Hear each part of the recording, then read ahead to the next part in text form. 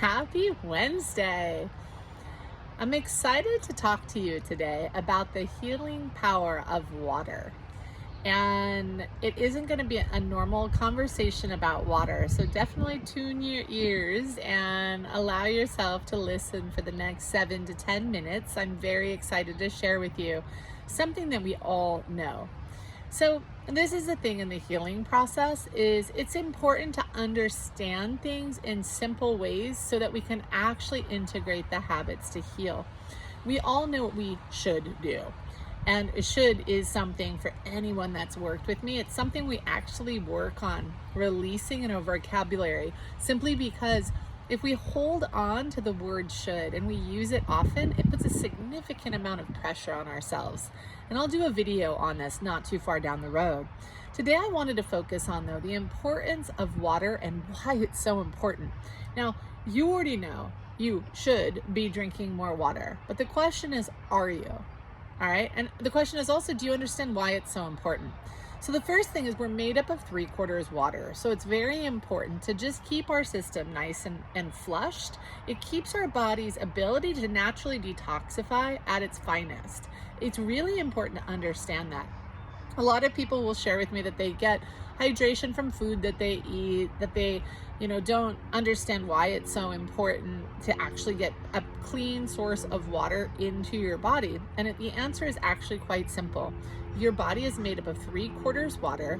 Your skin and all of your organs are constantly processing environmental pollution that you're eating, maybe if you're eating things with preservatives in them or sugar in them and things of that nature.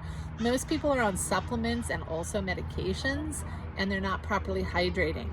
This is a big concern. I don't know if you knew this, but if you aren't properly hydrating and you're taking several supplements, it's hard on the kidneys, it's hard on the bladder, it's hard on the filters of the body because it's not getting the water that it needs to be able to dissolve what you're actually consuming. So when you're taking your supplements, make sure you're consuming at least 6 ounces of water when you're taking supplements so that the supplements or medications can actually break down and go into the body, and that the filters of the kidneys don't have to work so hard, and the liver, gallbladder don't have to work so hard to break these things down. This is super duper important because otherwise it can create toxicity in the system. So often people think that I'm super gung-ho on supplements, and the truth is as somebody that helps create a focus of wellness in one's entire life, supplements can be very helpful, but they are a natural form of medicine. So if you understand that they're a natural form of medicine, you always want to look at why you need to take things. And is there a different way that you can receive the nutrients and things of the minerals or the supplements that you're currently taking? You'll hear a lot of times that people will talk about how, with the state of the world, with the pollution, you have to take X, Y, and Z, you have to do this, you have to do that. But ultimately the question is, but why? And how can I take care of myself in a way so that it's not so stressful on the system? A lot of people say, well, because of pollution, you have to take this supplement and that supplement, which is fine. But the thing is there a natural way to do it where I could live in a higher level of harmony or an integrity in how I'm choosing to take care of myself in a different way? So that's why I'm talking to you today, is to try to help you understand when you hydrate, your body's 3/4 water. It's a simple way to flush the body from natural toxins that your body's picking up on, and it helps to naturally de-stress your system. If you're not properly hydrated, the likelihood is you're going to be constipated. The likelihood is you're going to be low in energy, and you're going to be probably craving quite a bit of junk food or filler food in between meals. This is really important to understand. So people will come to me from all over the world, and they'll want clarity around how to eat in a way so their body can heal themselves. And the number one thing we always focus on is how consistent are you with hydration? A lot of people will tell me, well, I can't drink that much water because if I drink that much water, then I have to go to the bathroom at night and I can't sleep well. So finish your water intake by 5 o'clock at night and you'll still be able to do that. It's time to stop making excuses for why we haven't changed our habits. It's very important to be mindful of not making excuses and for taking things slowly in the healing process. I want you to think of being hydrated. Imagine you're going down a street. No, I like this idea better.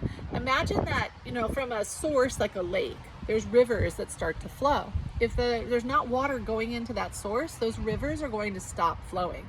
That's going to create maybe mildew buildup. It might build up some parasites. It might build up like mold, bacteria.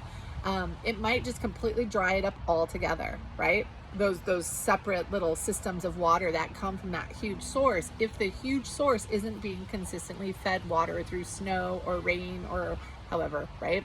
That being said, it's the same image I want you to have for your body. If you're not drinking enough water, the body starts to shut down and slow down. The body starts to have a hard time integrating things that you're putting into it. So for example, I can't tell you how many people I've worked with that take fiber supplements, but they don't drink water. It's a really negative combo for the physical body. If you're taking supplements, your water needs to be on track. Most people minimally need about 64 to 72 ounces of water minimally, up to 100 ounces. So if you're at 64 to 72 ounces consistently, stop doing it by about 5 o'clock, maybe 6 o'clock at night, 5 o'clock for most people that have a bladder where they have to go up and go to the bathroom and whatnot a couple of times a night. So stop earlier so it's not disrupting your sleep. You're gonna find over time you have more energy because it's flushing out the toxins in the system and it's removing blockages of energy and also emotion. As amazing as that might sound, it's actually clearing things so that you will start to feel more joyful, you will start to feel more physically energetic, you will start to feel more optimistic. It will naturally happen as you're properly hydrating yourself. It's not like it's the magic cure, but it's a baseline that is critical. Most people want to do 5 steps ahead and not do this one piece. Make it easy for you. Get a Yeti bottle or a Nalgene bottle, something that's not a plastic that's going to leach. Put a good quality water in it. Know how many ounces that is. Know how many times you need to fill that up in a day to create your water quota. Start there. Don't worry about the supplements to take, the diet to follow. Start with your water. Water creates movement for the body, emotionally, mentally, energetically, physically, and it's super important.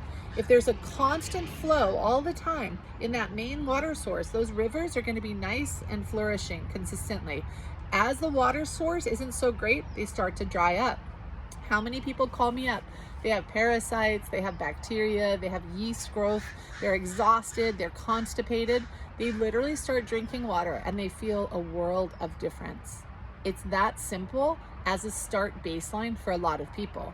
So for me in the healing process, as a medical intuitive, I'd like to start on basics and build from that. If we give you 50 things to work on at one time, it's just too much and it overwhelms and it's very hard to change habit long term. For success, long-term habits are what are required to heal the body from the inside out. Most people are incredibly dehydrated. Now, if you're telling me I'm totally up to speed with water, I am going to ask you to make sure that is absolutely true. Fine tune and pay an actual amount of time to make sure you're drinking as much as you think, because our human brain loves to tell us we're doing more than we actually really are. So just make sure you're on track. It's helpful if you have a bottle, let's say it's 32 ounces, get a rubber band. If your goal is 65 ounces, you want to fill that up twice, put 2 bands on it. The first time you fill it up, take it off, finish it. Next one you fill up, take it off, finish it. Then you know right there, I've drank my water. I have no more bands on it and my empty bottle is sitting here now. Otherwise, you may fill it up one time and your brain's gonna say you've done it twice. I'm telling you, it happens all the time. I'm telling you, people are constantly surprised. So this is the thing. Be kind to yourself in the healing process. It's steps that you walk into for long-term healing support. Commit to your water intake for 21 days. Allow yourself to connect to that. Next week, I'm going to talk more about the emotional component of proper hydration, but the physical component is priceless. It hydrates. It helps break apart your supplements and medications. It helps flush out any toxins in the body from your diet, from stress, from the air. It helps keep all of that in proper alignment. Get a clean source of water. A lot of people talk about distilled water, but I would get either a spring kind of water or an alkalized water, something of that nature. Distilled means all of the minerals have been removed and your body needs minerals. So make sure to properly hydrate. You're gonna be amazed at how differently you can end up sleeping as long as you're not eating too late. You're gonna be amazed also at how much more energy you have, how your bowels start to function at a better level, and actually how much more calm you start to feel.